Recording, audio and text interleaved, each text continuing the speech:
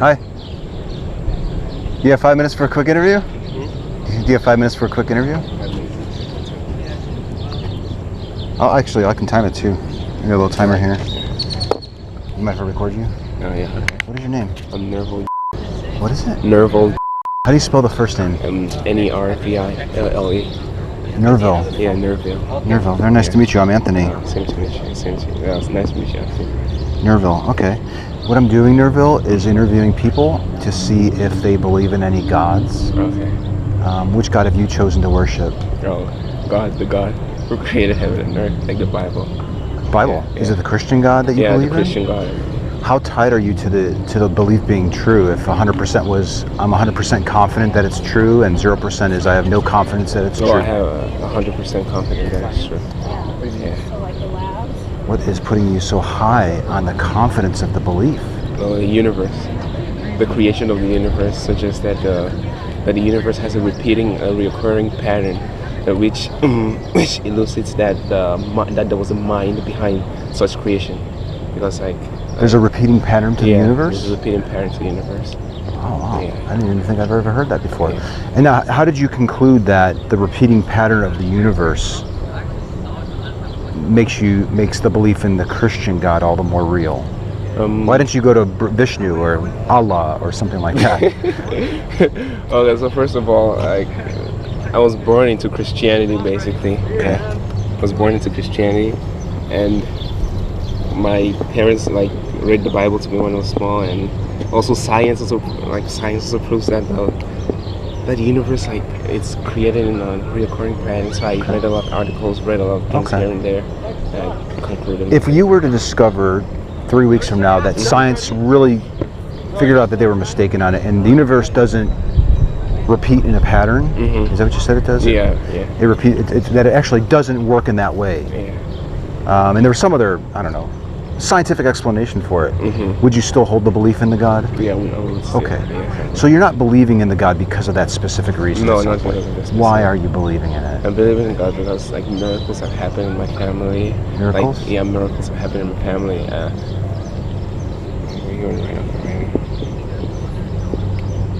My dad also encourages me to believe that believing in a God actually makes things you go according to the way things are supposed to go. Okay. Like, for example, my dad has had a disastrous life ever since he was a kid, but he believed in God and said God was going to liberate him.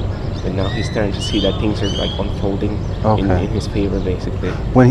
So because your father, and correct me if I'm off here, but because your father has chosen to believe in the Christian God, and he sees good things happening in his life, he attributes them to the Christian God and is telling you that you should be believing in that God as well? Yeah, basically, yeah.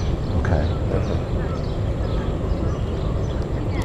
How on earth does he know that it's the Christian God that's doing it? Oh, it's because he's a staunch believer of reading the Bible. When he was small, he was a catechist in the Catholic Church and stuff. So just like you being raised in it, he was also raised in it? Yeah, he was also raised in it by his grandfather. What would you say to somebody that maybe was raised, I talk to all sorts of different people. They're raised in completely different beliefs. They read all these other different religious books. They've concluded 100%. They're confident that Vishnu is the one true God, that Allah is the one true God. You guys can't all be correct. How would we go about figuring out who should be more... Who should be correct or who should be? Yeah.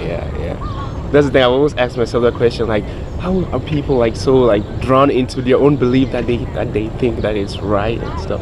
Let me see. I guess everyone has their own truth, basically. Everyone has their own truth? Yeah, if they believe that that's what they believe then. Is the Muslim that believes in Allah and the woman that believes in Vishnu just as true in their belief as you with your belief? Yeah. I hold it, They're just as true as me as in my... The doctrines are so terribly different. Yeah. If they believe that that's what they hold true to, what they believe to, then who am I to say that it's wrong for them to believe what they believe in? By that logic, then, if you were born in a family in India and raised to believe in Vishnu, would you be just as confident in your belief in Vishnu standing here today? Yeah, I would be as confident in my beliefs then. Yeah. Does that alarm you in any way? That truth might be dependent on your location and how you happen to be raised? Shouldn't truth be constant? It alarms me. Yeah. It does alarm me. Yes. Yeah, truth should be constant. It should. If that's true, true, Nerville, shouldn't that be moving you down on the confidence of your belief? If you would readily admit that truth is only what it happens to be if you've been raised a particular way. Yeah. It's alarming. It is alarming. And I just think about these things every day, but like, dang. Have you stopped thinking about them now? Like completely? No. There's other things going on. You're a student here, right? You probably have other distractions. Yeah. Yeah, these are pretty deep thoughts.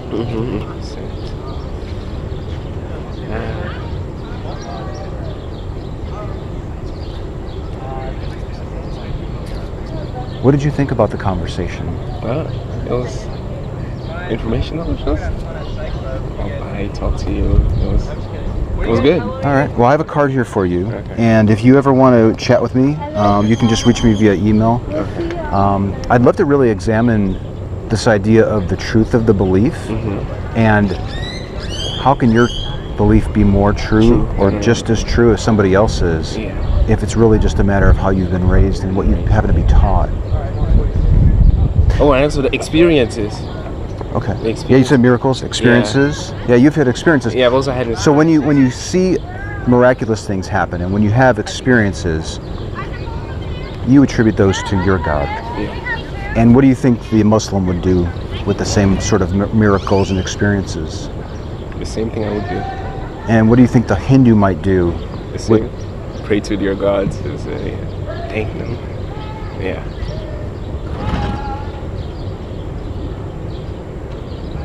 Is 100% the right spot to be if that's really the case, on the confidence of your belief? 100%.